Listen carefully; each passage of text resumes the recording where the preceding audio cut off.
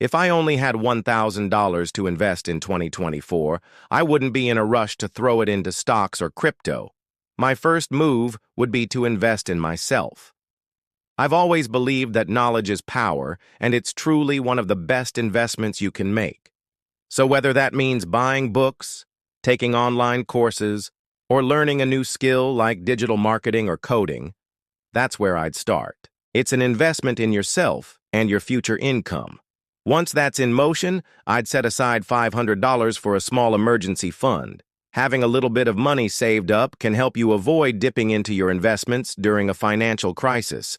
And with the remaining $500, I'd look to invest in a low-cost index fund, particularly one that tracks the S&P 500. This way, you're investing in a diversified portfolio of large-cap U.S. companies and benefiting from their long-term growth.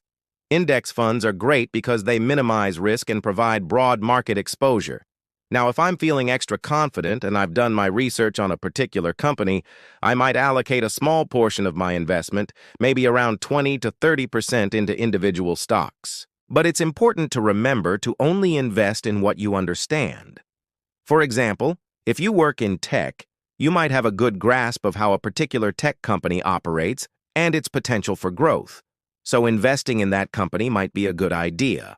Or if you're passionate about renewable energy, you might want to consider investing in an energy company. Or if you understand the consumer goods industry because you've worked in sales or marketing, that could be another good option. But let's not forget about business opportunities.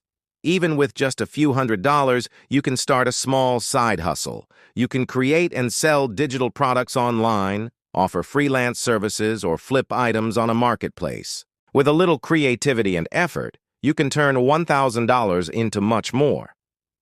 The key takeaway here is that I wouldn't invest all my money in a single stock or cryptocurrency. That's too risky.